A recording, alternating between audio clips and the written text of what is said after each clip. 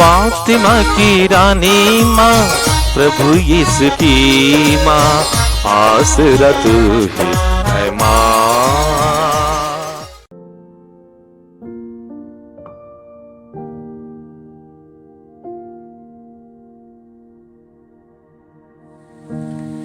पहला पाठ श्रेष्ठ गीत, अध्याय 2, पद संख्याएं 8 से 14 तक।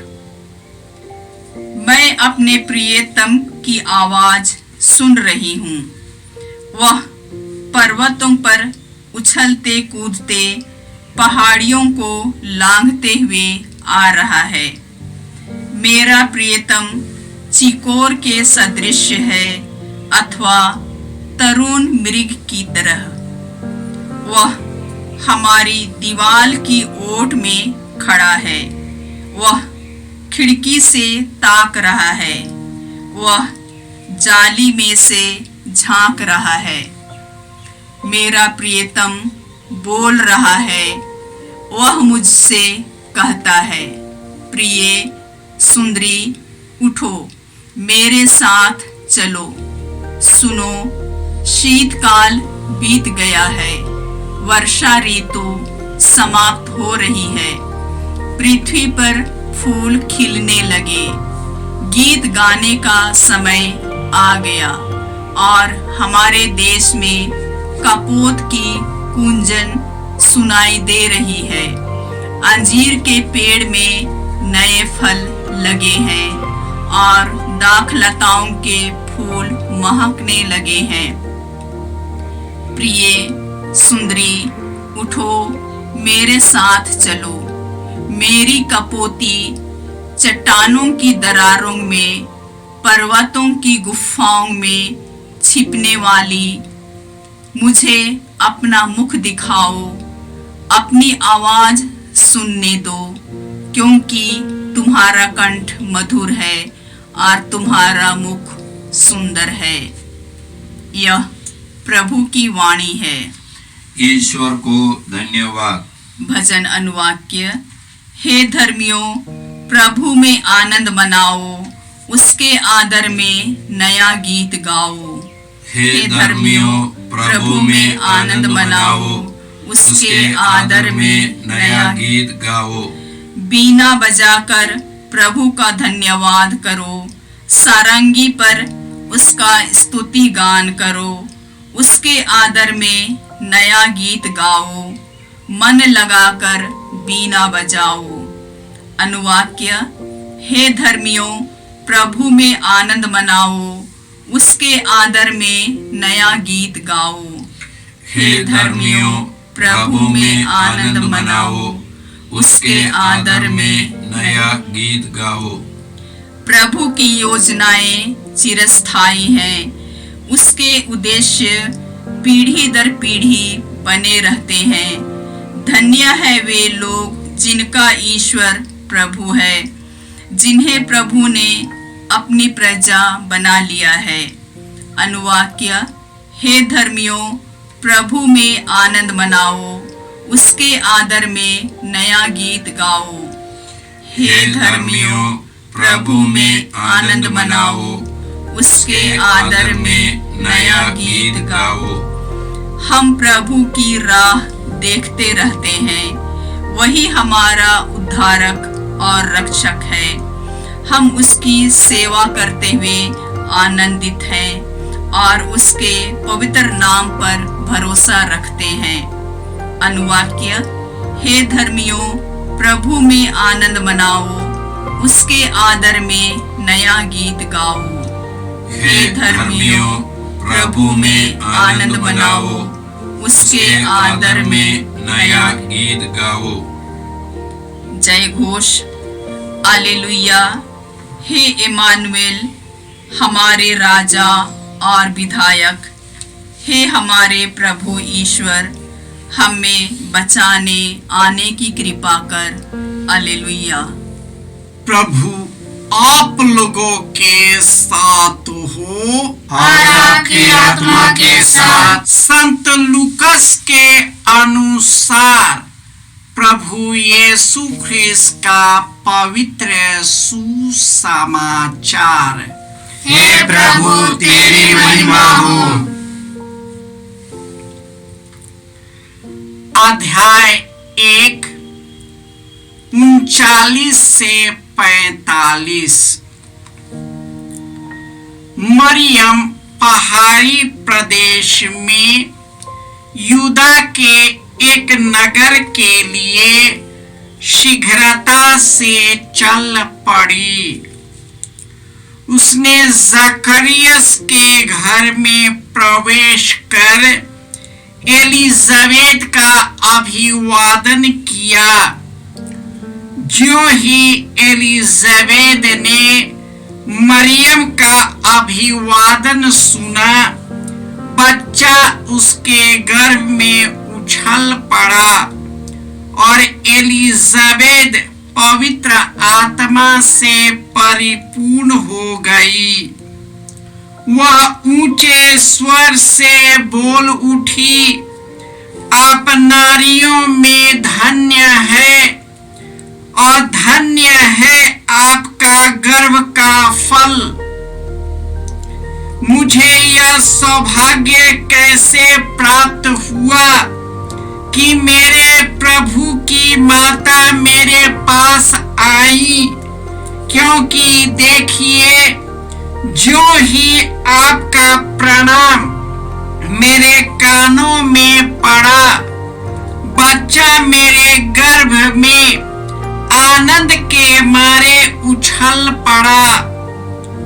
और धन्य है आप जिन्होंने यह विश्वास किया कि प्रभु ने आपसे जो कहा वह पूरा हो जाएगा। यह प्रभु का सुसमाचार है। हे ख्रिस्त तेरी स्तुति हो। ख्रिस्त में प्यारे भाइयों और बहनों, प्रभु की योजनाएं चिरस्थायी है। उसके उद्देश्य पीढ़ी दर पीढ़ी बनी रहती है। धन्य है वे जिन्होंने ईश्वर को अपना सब कुछ मान लिया है। अब प्रभु ने उसे अपनी प्रजा बना लिया है।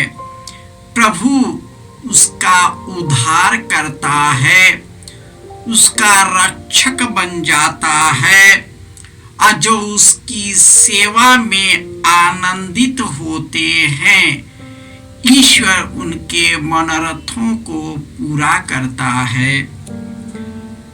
आज के पहले पाठ में सफन्या के ग्रंथ में कहा गया है कि तुम सारे हृदय से आनंद और खुशी से उछल पड़ो, क्योंकि तुम्हारी दंडाज्ञा रद्द हो गई है।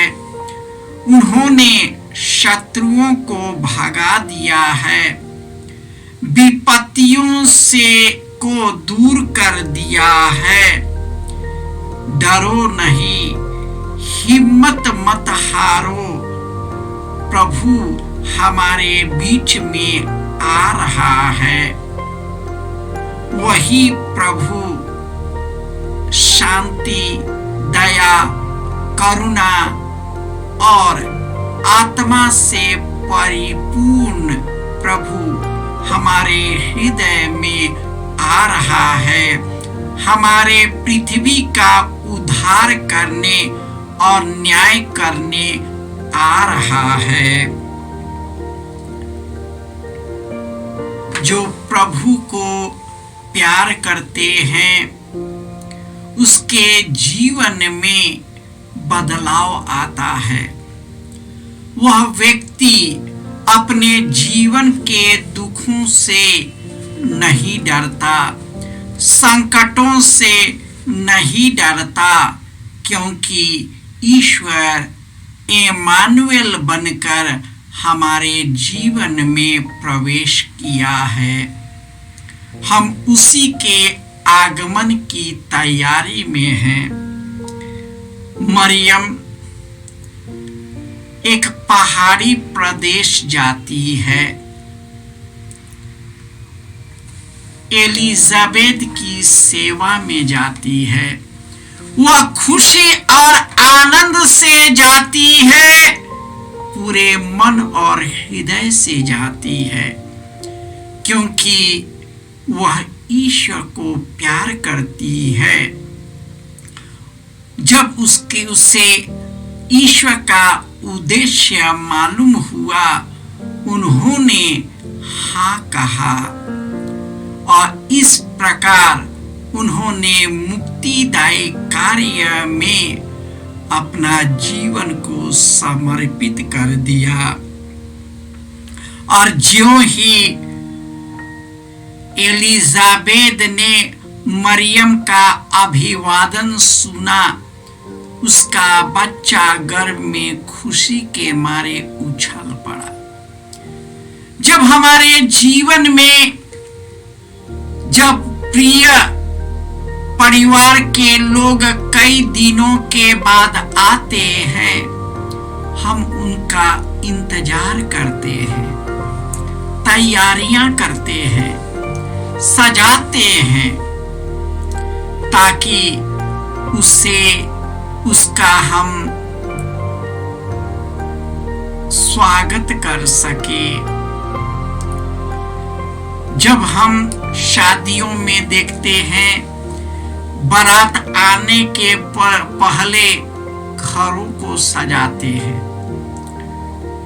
पूरा जगमगा जाता है, कई प्रकार के मिष्ठान और पकवान बनाए जाते हैं और इस प्रकार उसके आगमन की तैयारी होती है।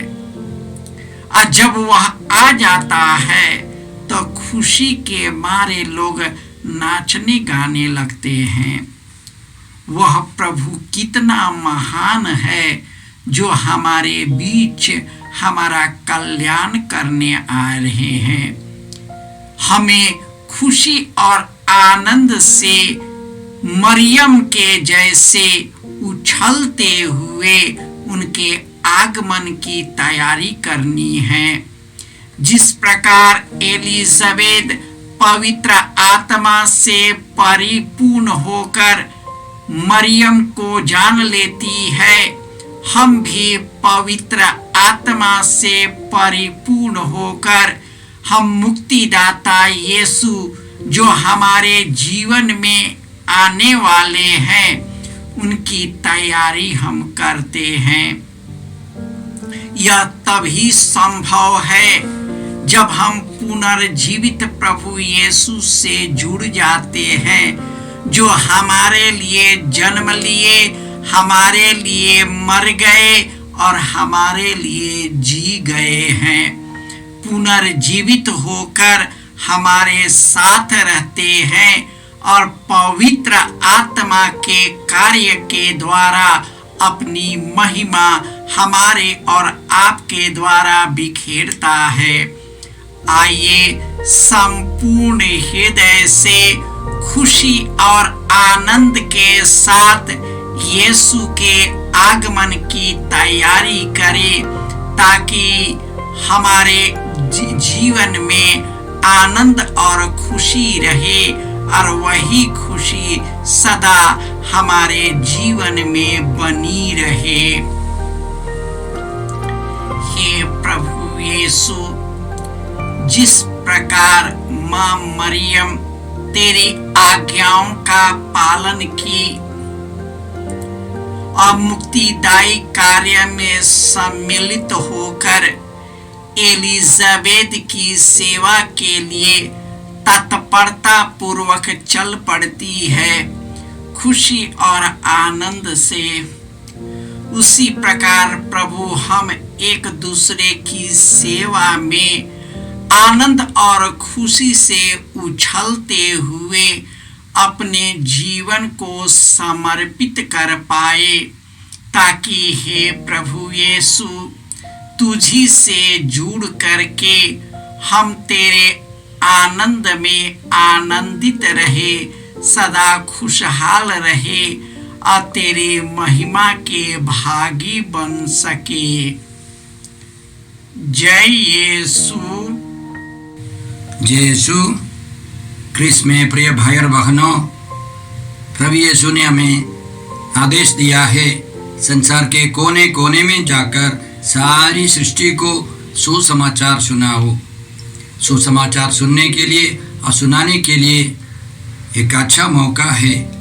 आप कृपया इस चैनल का सब्सक्राइब करें, लाइक करें, शेयर करें, बेल आइकन दबाएं ताकि यहाँ की नई वीडियोस की सूचना आपको मिलती रहेगी। साथ साथ आप दूसरों को भी प्रेरणा दें इसका सब्सक्राइब करने के लिए। याद रखें, कल के मिसा के दैनिक पाठ और उस पर टिप्पणियाँ आज ही दोपहर के बाद हम लोग अपलोड करते हैं। कृपया आज ही उसको सुनकर कल की तैयारी करें। प्रभु यीशु आपको और आपके परिवार को 100 गुनी आशीष देंगे। जय यीशु।